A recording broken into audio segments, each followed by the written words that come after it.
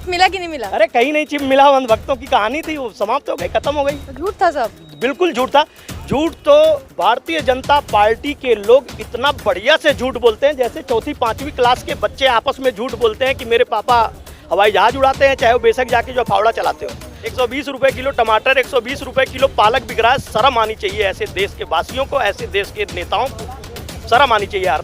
गरीब देश का अमीर प्रधानमंत्री 9000 करोड़ के विमान से पहुंचा था जो है सम्मेलन अटेंड करने। इनसे ज़्यादा रईस केवल जो बाइडेन हो रहे हैं अमेरिकी राष्ट्रपति, 30,000 करोड़ का विमान है उनका। अब नॉर्दर्न तेल कुछ होता है? वो अमिताभ बच्चन, शाहरुख खान और बड़े बड़े सेलिब्रिटी टेलीविजन पे उसको बेचते हुए दिखाते हैं। इसलिए जनता, हमारे भी मन में आता है कि लाओ यार देखते, हो सकता है ठंडा ठंडा कूल कूल सर दर्द हो जाए। मोदी जी नॉर्दर्न तेल हैं। सोशल मीडिया पे सबसे ज़्यादा ये चीज़ें वायरल होती हैं, नोटबंदी सफल रही कि नहीं रही? नहीं, वो असल में ऐसा है ना, सारी चीज़ें हैक हैं। ये सरकार जो है एक तरह से कहीं न कहीं तानाशाही के मोड में आ गई है। मोदी जी की दाढ़ी जैसे जैसे सफ़ेद होती जा रही है, उनका चेहरा जैसे जैसे ब्राज़ीलियन काजू की रोटी खा खा के सफ़ेद होता जा रहा है, वैसे वैसे हमारे देश में जो है ना ये चीज़ें जो है बढ़ती जा रही हैं, अंग्रेजी शासन वाली चीज़ें। एक तरह से ये समझ लीजिए भाजपा का उपनिवेशवाद हो रहा है भारत में।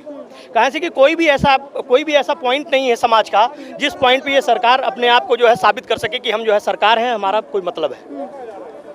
आज प्रियंका गांधी ने जो सवाल उठाए हैं नोटबंदी को लेकर, उन पर क्या कहेंगे? नहीं, नोटबंदी पे तो ये बहुत बड़ा स्कैम है। जब ये सरकार बदलेगी, अभी सरकार सत्ता में है, इसलिए इस पे कोई बात नहीं हो पा रही है। अगर कोई बात भी कर रहा है तो यही है, राहुल गांधी जी हमारे और प्रियंका गांधी जी बात कर रही हैं, या कुछ गिने चुने लोग जो कांग्रेस पार्टी को समर्थन करते हैं वो लोग कर रहे हैं। मतलब कांग्रेस जब सत्ता में आएगी तो ये जो नोटबंदी थी, निश्चित रूप से बहुत बड़ा स्कैम होगा। इस पे SIT बनेगी, इसके कौन कौन से लोग जवाबदेह हैं, कौन कौन से लोग जो है किस किस पॉइंट पे इन लोगों ने लूटा है। कहाँ से कि आपको भी जानकारी होगी कि एक जो है कोऑपरेटिव बैंक है वहाँ पे गुजरात में, जब नोटबंदी हुई थी उसके दूसरे चौथे दिन ही 600 करोड़ रुपए वहाँ पे पहुँच गए थे, नए वाले पैसे, जब जनता के पास 2-2 हज़ार रुपए के नोट आया करते थे।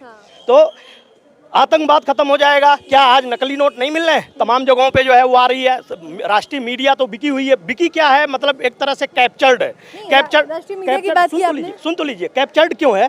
अगर वो सरकार के खिलाफ काम करेगी ना तो तुम्हारा जो है कॉन्ट्रैक्ट कैंसिल, तुम्हारा जो है लाइसेंस कैंसिल, इस डर के नाते वो लोग जो है लगे हुए। दूसरी चीज़, जो सबसे बड़ा ग्रुप चल रहा है हमारे वहाँ मीडिया का, जी ग्रुप के जो है सुभाष चंद्रा हमारे हेड हैं, चेयरपर्सन है। जब सुभाष चंद्रा को आप जो है राज्यसभा में बैठाए रहोगे तो उनके चैनल से कोई बात कर सकते हैं क्या?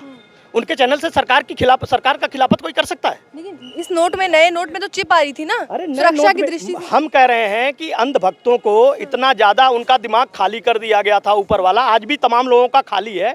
बेशक वो पेट्रोल पंप पे जाते हैं, मोदी जी का चेहरा देख के पेट्रोल पंप वाले को देख के रोते हैं मनी मन, लेकिन उस समय उनके दिमाग में यही चल रहा था कि मोदी जी हैं। जबकि अनपढ़ आदमी, बताइए यार, क्या पढ़ा लिखा आदमी है, चिप लगवा रहा है नोट में चिप लग सकती है क्या? किसी देश में करेंसी में है, किसी करेंसी में इतने घटिया किस्म का पेपर यूज हुआ है। आप भी रखती होंगी 2500 का नोट, देखती होंगी 2-4 दिन में उसके कलर फेड हो जा रहे हैं। अगर कॉपी ही करना है तो पाकिस्तान को क्या कॉपी करना है यार? कॉपी करिए, कनाडा को करिए, अमेरिका को करिए। नहीं किसी को कर पा रहे हैं तो चीन को तो कम से कम कर लीजिए। उनके पैसों की क्वालिटी देखिए, उनके नोटों की क्वालिटी देखिए, बढ़िया बेहतरीन किस्म के जो है पैसे हैं। आप कितने भी धुलते रहिए, खंगालते रहिए, कुछ भी नहीं हो रहे। चिप मिला कि नहीं मिला? अरे कहीं नहीं चिप मिला, अंध भक्तों की कहानी थी, वो समाप्त हो गई, खत्म हो गई। झूठ था सब। बिल्कुल झूठ था।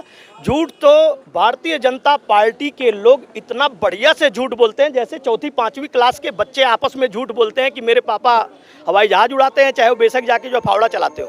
तो इसी तरह से इस झूठ बोल रहे हैं, मंच पे खड़ा होकर सीना ठोक के झूठ बोलते हैं। जनता यकीन भी तो करती है ना झूठ पे, चुनाव में फिर ले आई। जनता, मैं कह रहा हूँ, व्हाट्सएप और फेसबुक अगर उस टाइम 47 के दौरान रहा होता ना तो ये देश 3000 साल नहीं आज़ाद होता।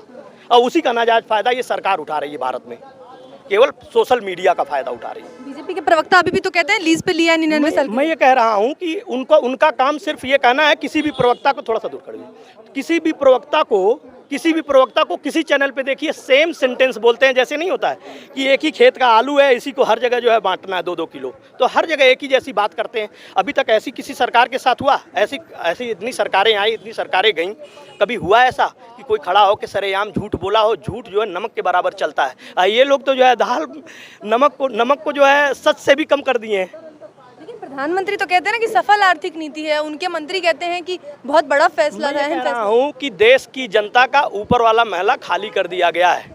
अच्छे दिन का सपना दिखा के, 2 करोड़ रोजगार दिखा के, हर आदमी को सक्षम बना के तमाम गाँवों को जो है आइडियल विलेज बना के इतना जो है झूठ फैला दिया गया। मैं कह रहा हूँ, मैं आपको एक उदाहरण देता हूँ, नवरत्न तेल क्या होता है? नवरत्न तेल कुछ होता है? वो अमिताभ बच्चन, शाहरुख खान और बड़े बड़े सेलिब्रिटी टेलीविज़न पे उसको बेचते हुए दिखाते हैं। इसलिए जनता, हमारे भी मन में आता है कि लाओ यार देखते, हो सकता है ठंडा ठंडा कूल कूल सर दर्द हो जाए। मोदी जी नवरत्न तेल हैं, वो उनको जो है सारे उनके मीडिया के लोग, उनके साथ के लोग, उनके जो है राज्यसभा लोकसभा जितने भी उनके कार्यकर्ता हैं, सारे लोगों ने केवल ये कह रखा है कि केवल एक चीज़, नवरत्न बेचना है। नवरत्न मतलब मोदी को जो है हर चीज़ के लिए जिम्मेदार ठहराना। आप बताइए, पहले आपको पता नहीं याद है कि नहीं है, आज के 10-15 साल पहले बच्चों से जो लोग जो है जनरल नॉलेज का सवाल पूछते थे, कहते थे कि भारत का प्रधानमंत्री कौन है। आज तो बच्चा पैदा होता है तो भी प्रधानमंत्री को ही देखता है। उसकी माँ, उसके बच्चे जो जब नवजात बच्चा जब जन्म लेता है तो प्रधानमंत्री की कहीं न कहीं फोटो उसके कमरे में लगी होती है। किसी तो क्या अच्छी बात है? ये अच्छी बात है नहीं, कोई देश के प्रधानमंत्री को जाने, लेकिन उसका तरीका दूसरा था।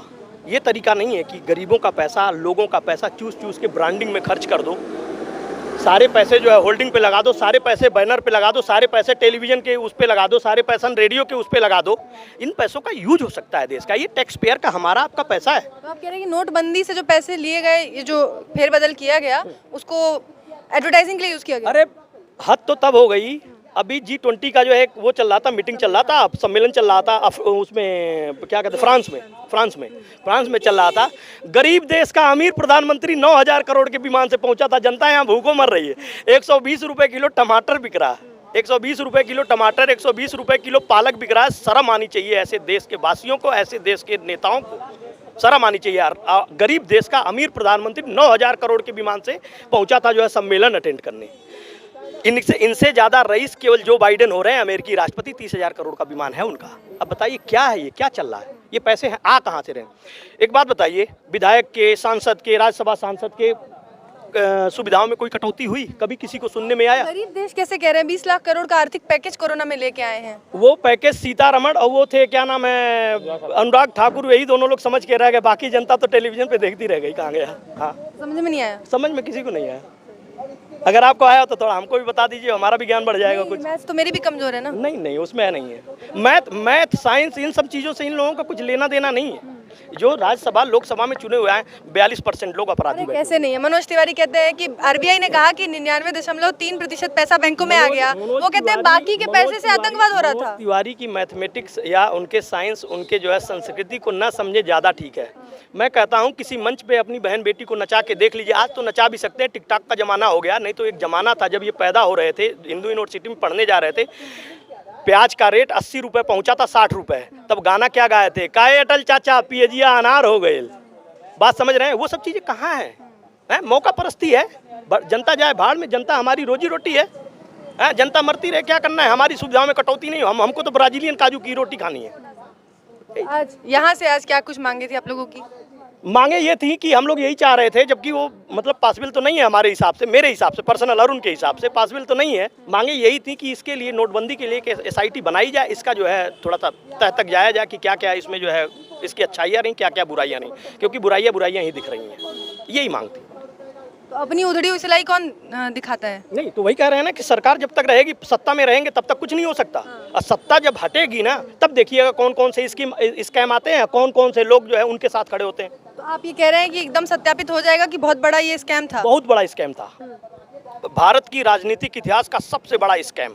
नोट बहुत बार बदले गए, लेकिन इस तरह से, जिस तरह से ये बेईमानी हुई ना, बड़े मंच पे पूरी दुनिया के सामने अपने आप को श्री कृष्ण साबित कर देना, अपने आप को श्री राम साबित कर देना, अपने आप को एक से एक बलशाली किंवदंतियों वाले लोगों को साबित कर देना, ये गलत बात है ना यार।